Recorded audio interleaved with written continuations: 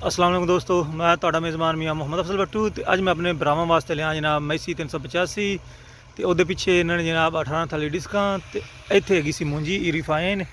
तो दोस्तों ईरीफाइन गई है चुकी तो हुण जनाब इत्थे लगू है मक्की।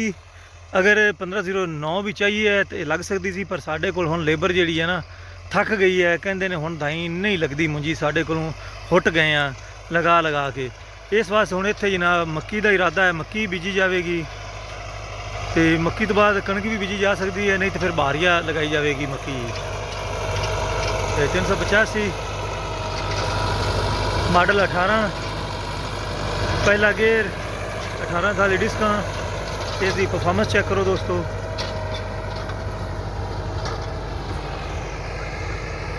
स्पैशल जवान जनाब ये जी बाकियात रह गई है सन मुंजी दियाँ, वेख लो चुकता भी है। चुकते इनू जनाब बाहर सुटेगा ताकि लेज़र कराइए तो इनू कोई प्रॉब्लम ना आवे।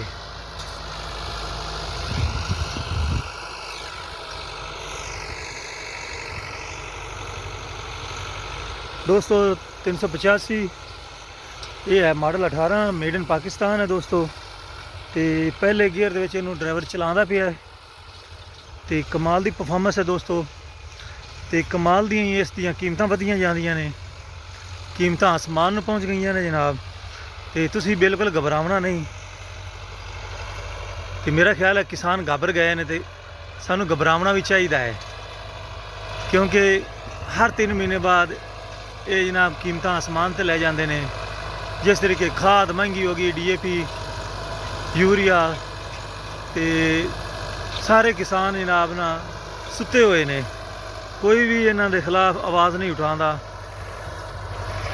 तो मेरा ख्याल है भी किसानों को चाहिए जी DAP है या तो फिर इसका कोई मुतबादल इस्तेमाल करन। अगर मुतबादल नहीं हो सकता तो फिर 6 महीने वास्ते ना इसका बाईकाट करन। एक फसल में DAP ना भी लगे ना तो मेरा ख्याल है भी फसल फिर भी हो जाएगी, ये नहीं होना भी नहीं होगी।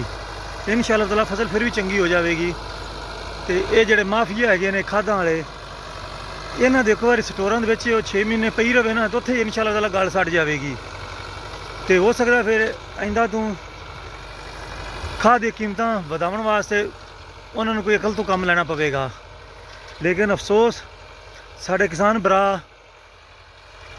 बाईकाट नहीं करते तो मजीद कोई चीज़ महंगी हो जाती है तो कहते हैं खरीदो खाद तुहानूं जिन्ने मर्जी इजाफी पैसे लगने। इस तरीके ट्रैक्टरों की कीमतों का हाल है। हर 3 महीने बाद मिलत कंपनी वधा देंदी है, ये पिछे बुल पावर वधा देंदी है, उस बाद फोर्ड आ गई है जनाब। जिन्नियां भी कंपनियां ने ना वो बई आसमान ते रेट सुट्टी जांदियां ने ते हुकूमत भी अखां बंद करके सुती पई है। तो फिर कहते ने घबरावना नहीं। तो मेरा ख्याल है भी किसान तो हुण घबर गए भाई।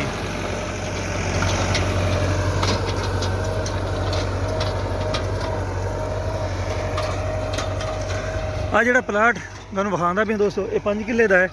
इत्थे जी एवरेज आई है, ये आई है जनाब 60 मन। तो रेट जनाब विकया 1250, वो भी मतलब भी शैलर ते जाके दिते ने। तो दोस्तों तुसीं अंदाज़ा लगा लो 70-72 हज़ार का किला होया तकरीबन। अगर 3000 का हारवेस्टर का गढ़ लीए तो पिछे 69,000 बचता है। तो वो अगर तुसी ठेका कढ़दे जे कम से कम 80,000 रुपया रेट चलता पिया है साढ़े इलाके 40,000 अगर ठेका निकालने हैं तो पिछे जनाब बचते हैं 25 ते 4 29,000 रुपया। अगर 29,000 खर्चा कढ़ो तो 25,000 रुपया तो पक्का खर्चा है। तो 3-4 हज़ार नौकर का कढ़ लो तो जमींदार की बचया जे कुछ भी नहीं। तो आ मक्की लगती भी है, ये अगर ये भी 25-30 हज़ार खर्चा होगा। अगर ये हो जाती है 60-70 हज़ार की तो ये 25-30 हज़ार किसान के काम आएगा, या फिर अगे बारिया आएगी तो वो काम आएगा। लेकिन जिस तरीके खादों का रेट आसमान तक पहुँचा जाता है तो कोई पुछण दसन वाला नहीं है। उस तरह जनाब मेरा ख्याल है भी किसान जोड़ा है ना नैक्सट जोड़े अगे कुछ 6 महीने साल आने वाले किसान को काफ़ी नुकसान होएगा। तो किसान की ਜਿਹੜੀ ਹੈ ਨਾ ਖਾਸ ਕਰਕੇ ਪਾਕਿਸਤਾਨ ਦੀ ਮਾਇਸ਼ਤ ਜਿਹਨੂੰ ਕਹਿੰਦੇ ਨੇ ਜਨਾਬ ਰੀੜ ਦੀ ਹੱਡੀ ਹੈ, ਇਹ ਹਕੂਮਤ ਤਾਂ ਭਾਈ ਇਹ ਰੀੜ ਦੀ ਹੱਡੀ ਨੂੰ ਨਾ ਆਰਾ ਪਾਈ ਖੜੀ ਹੈ ਤੇ ਤੋੜਨ ਨੂੰ ਫਿਰਦੀ ਹੈ। ਕਿਉਂਕਿ ਇਹਨਾਂ ਦੇ ਕਹਿਣ ਤੇ ਕੋਈ ਵੀ ਨਹੀਂ ਲੱਗਦਾ।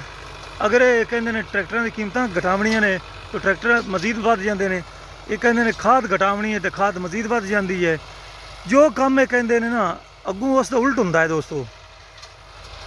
ਇਸ ਵਾਸਤੇ ਜਿੰਨਾ ਵੀ ਕਿਸਾਨ ਭਾਈ ਹੈਗੇ ਨੇ ਖੁਸੂਸਨ ਉਹ DAP ਦਾ ਕੋਈ ਮੁਤਬਾਦਲ ਇਸਤੇਮਾਲ ਕਰਨ ਤੇ ਜਿਹੜੇ ਨਵੇਂ ਟਰੈਕਟਰਾਂ ਦੀ ਬਜਾਏ ਕੋਈ ਯੂਜ਼ ਵਿੱਚ ਟਰੈਕਟਰ ਲੈ ਲਓ ਜੇ ਅੱਗੇ ਤੁਹਾਡੇ ਕੋਲ ਹੈਗੇ ਨੇ ਤੇ ਉਹਨਾਂ ਨੂੰ ਵੇਚੋ ਨਾ।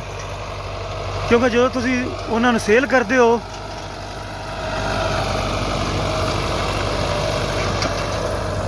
ਤਾਂ ਫਿਰ ਜਿਹੜੀ ਇਹ ਮਾਫੀਆ ਕੰਪਨੀਆਂ ਹੈਗੀਆਂ ਨੇ ਇਹ ਜਨਾਬ ਇਹਨਾਂ ਨੂੰ ਮੌਕਾ ਮਿਲ ਜਾਂਦਾ ਲੁੱਟਣ ਦਾ ਤੇ ਕਿਸਾਨਾਂ ਨੂੰ ਕਹਿੰਦੇ ਨੇ ਵੀ ਇਹਨਾਂ ਦਾ ਲੈਣਾ ਹੀ ਲੈਣਾ ਹੈ ਤੇ ਲਿਹਾਜ਼ਾ ਸ਼ਾਰਟ ਕਰੋ। ਜਾਣ ਬੁੱਝ ਤੇ ਖਾਦਾਂ ਵੀ ਸ਼ਾਰਟ ਕੀਤੀਆਂ ਜਾਂਦੀਆਂ ਨੇ, ਜਾਣ ਬੁੱਝ ਤੇ ਜਨਾਬ ਟਰੈਕਟਰ ਸ਼ਾਰਟ ਕੀਤੇ ਜਾਂਦੇ ਨੇ। ਫਿਰ ਕਹਿੰਦੇ ਨੇ ਸਾਡੇ ਕੋਲ ਜਨਾਬ ਬੁਕਿੰਗ ਜ਼ਿਆਦਾ ਹੈ ਤੇ ਸਪਲਾਈ ਘੱਟ ਹੈ ਜਿਹਦੀ ਵਜ੍ਹਾ ਨਾਲ ਅਸੀਂ ਮਹਿੰਗੇ ਕਰਨ ਤੇ ਮਜਬੂਰ ਹਾਂ। ਯਕੀਨ ਮੰਨੋ ਇਹ ਸਾਰੇ ਜਿਤਨੇ ਵੀ ਇਹ ਕਾਰੋਬਾਰੀ ਬੰਦੇ ਹੈਗੇ ਨੇ, ਕਾਰੋਬਾਰੀ ਮਾਫੀਆਜ਼ ਨੇ, ਇਹ ਸਾਰੇ ਹੀ ਕਿਸਾਨ ਨੂੰ ਲੁੱਟਦੇ ਨੇ ਤੇ ਹਕੂਮਤ ਵਿੱਚ ਜਿਹੜੇ MN MP ਪਿੰਡਾਂ ਵਿੱਚ ਜਾ ਕੇ ਉੱਥੇ ਬੈਠੇ ਨੇ ਪਤਾ ਨਹੀਂ ਇਹ ਉੱਥੇ ਕੀ ਪੀ ਕੇ ਸੋ ਜਾਂਦੇ ਹੈਗੇ ਨੇ ਵੀ ਇਹਨਾਂ ਕਦੀ ਅਸੈਂਬਲੀ ਵਿੱਚ ਨਹੀਂ ਗੱਲ ਉਠਾਈ ਵੀ ਟਰੈਕਟਰਾਂ ਦੀ ਕੀਮਤਾਂ ਵੱਧ ਗਈਆਂ ਨੇ, ਖਾਦ ਮਹਿੰਗੀ ਹੋ ਗਈ ਹੈ। ਕਦੇ ਨਹੀਂ ਸੁਣਿਆ ਸਿਵਾਏ ਇੱਕ ਦੂਜੇ ਦਾ ਰੋਣਾ ਰੋਂਦੇ ਰਹਿੰਦੇ ਨੇ। ਅਪੋਜੀਸ਼ਨ ਰੋਂਦੀ ਰਹਿੰਦੀ ਹੈ ਆਪਣੇ ਕਾਰਨਾਮਿਆਂ ਨੂੰ ਤੇ ਹਕੂਮਤ ਰੋਂਦੀ ਰਹਿੰਦੀ ਹੈ ਆਪਣੀ ਕਾਰਕਰਦਗੀ ਨੂੰ। ਦੋਨੋਂ ਹੀ ਇੱਕ ਦੂਸਰੇ ਤੇ ਬਸ ਗੁੱਸਾ ਨਿਕਾਲਦੇ ਹੈਗੇ ਨੇ, ਆਪੋਜੀਸ਼ਨ ਹਕੂਮਤ ਤੇ ਹਕੂਮਤ ਆਪੋਜੀਸ਼ਨ ਤੇ ਕਿਸਾਨਾਂ ਦੇ ਬਾਰੇ ਪਤਾ ਨਹੀਂ ਇਹਨਾਂ ਨੂੰ ਕੀ ਮੌਤ ਪੈਂਦੀ ਹੈ, ਇਹ ਨਹੀਂ ਬੋਲਦੇ ਹੈਗੇ। ਇਹਨਾਂ ਨੂੰ ਚਾਹੀਦਾ ਕਿਸਾਨ ਦੀ ਆਵਾਜ਼ ਉਠਾਉਣ ਕਿਉਂਕਿ ਖੁਦ ਵੀ ਕਿਸਾਨ ਹੈਗੇ ਨੇ ਤੇ ਉੱਥੇ ਜਾ ਕੇ ਸੌ ਜਾਂਦੇ ਨੇ ਤੇ ਸੌਣ ਨਾ।